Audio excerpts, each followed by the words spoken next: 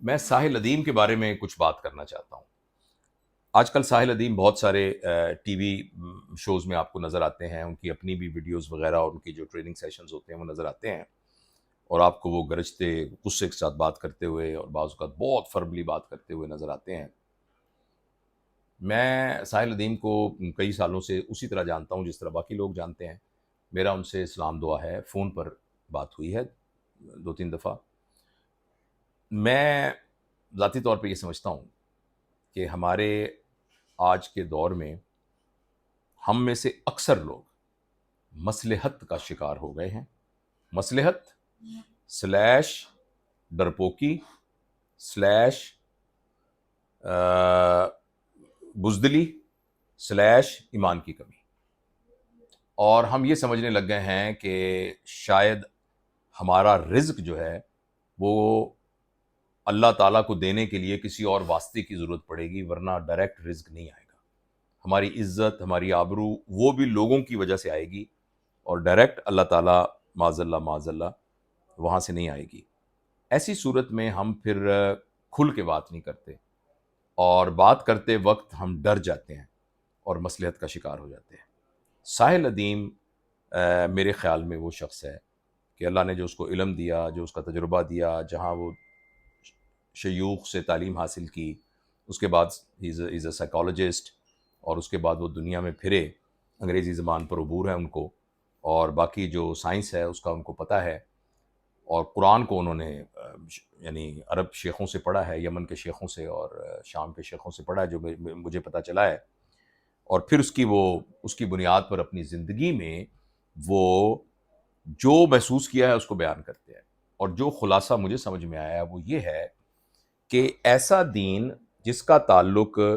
صرف ذاتی تزکیے سے ہے، جس کا تعلق عبادات سے ہے، جس کا تعلق اکیلے کمرے میں بیٹھنے سے ہے، یہ ساری چیزیں بہت ضروری ہیں۔ نماز پڑھنی چاہیے، تہجد پڑھنی چاہیے، اشراق بھی پڑھنی چاہیے، اوابین کے نفل بھی پڑھنے چاہیے، جو جتنا عبادت میں آگے جا سکتا ہے وہ جائے۔ لیکن جو مقصود ہے قرآن سے اور نبی کریم صلی اللہ علیہ وسلم کی زندگی سے وہ یہ ہے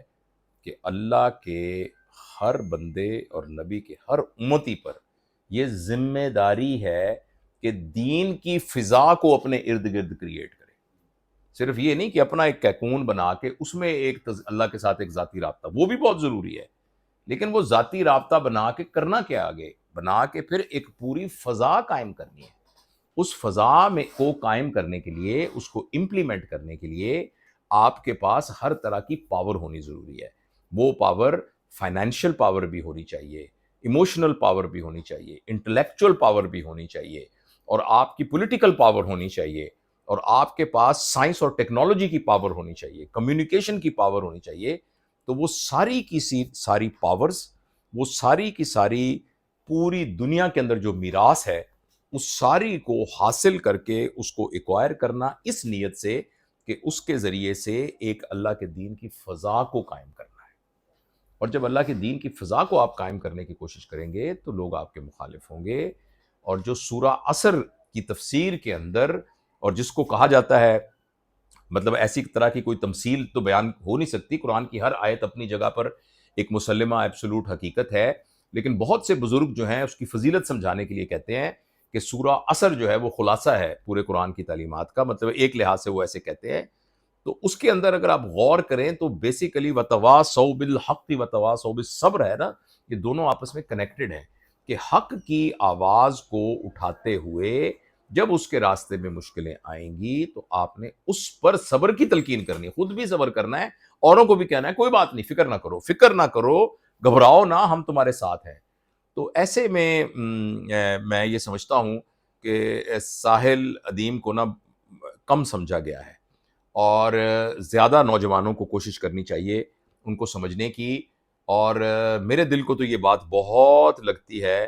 کہ اس دنیا میں جب ہم آئے ہیں تو اللہ کی بات کرتے وقت، اللہ کے نبی کی بات کرتے وقت شرمانا کیسا، اللہ کی بات کرتے ہوئے، اللہ کی نبی کی بات کرتے ہوئے ڈرنا کیسا۔ زیادہ سے زیادہ موت ہے نا، زیادہ سے زیادہ موت ہے، تو موت تو ویسے ہی آ جانی ہے، ٹھیک ہے؟ اور لیکن کون اللہ کی بات کرتے ہوئے، اللہ کے نبی کی بات کرتے ہوئے کون آپ کی مخالفت کرتا ہے؟ کون کرتا ہے؟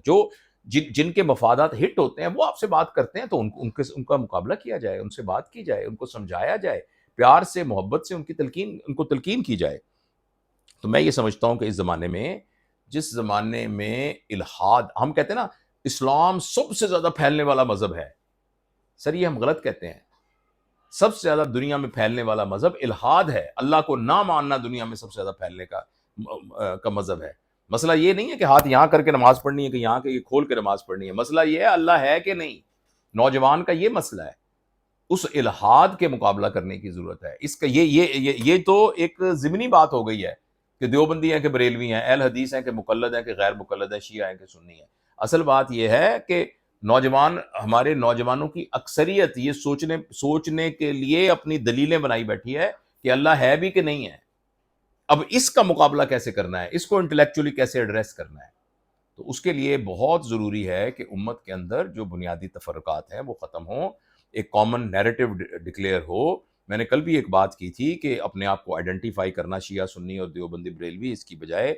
مسلمان کی آئیڈینٹی کے اوپر کھڑے ہونا اور پھر اپنے گھروں کے اندر دین کے ماحول کو لے کے آنا، گھر کے اندر دین کی فضا کو لے کے آنا، پھر اس فضا کو باہر دعوت کے ذریعے سے باہر لے کے جانا اور پوری دنیا میں دین کی فضا کو لے کے جانا۔ یہ ہے اصل دین۔ یہ جو ہے نا اب وضو کے مسائل، قرآن کے مسائل، اس کے نماز کے مسائل، استنجے کے مسائل، یہ ساری چیزیں بہت اہم ہیں، یہ دین کا علم ہے۔ لیکن اب یہ دین کا علم، نوجوان بہت آرام سے کتابیں اویلیبل ہیں، وہاں چیزیں صرف ان کے اندر موٹیویشن پیدا کر دی جائے تو وہ سیکھ لیں گے۔ اب ان کے اندر یہ پہچان کہ ہر وقت خدا کا استحضار ہونا اور اب نبی کی نبوت کا استحضار ہر وقت ہونا، اور اس کی وجہ سے جو میرے اوپر ایک رسپانسبلٹی آ گئی ہے رول ماڈل ہونے کی اور لوگوں کو اس کی دعوت دینے کی، اس کا اظہار کرنا یہ بہت ضروری ہے۔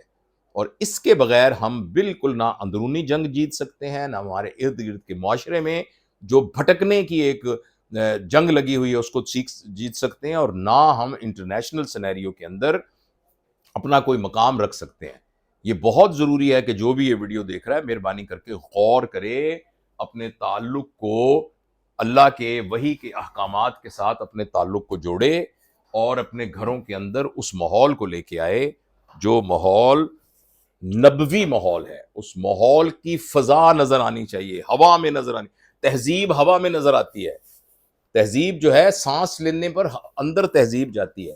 تہذیب جو ہے وہ کوئی مردہ چیز نہیں ہوتی، تہذیب زندہ چیز ہے، وہ اپنے آپ کو برقرار رکھتی ہے۔ تو وہ والی تہذیب جو نبی کے صحابہ والی تہذیب تھی، وہ والی تہذیب اب گھروں کے اندر اپنی ذات کے اندر لے کر آنا، اور اسی کے ذریعے مقابلہ ہو سکتا ہے اندر کے شیطان کا اور باہر کے شیطان کا۔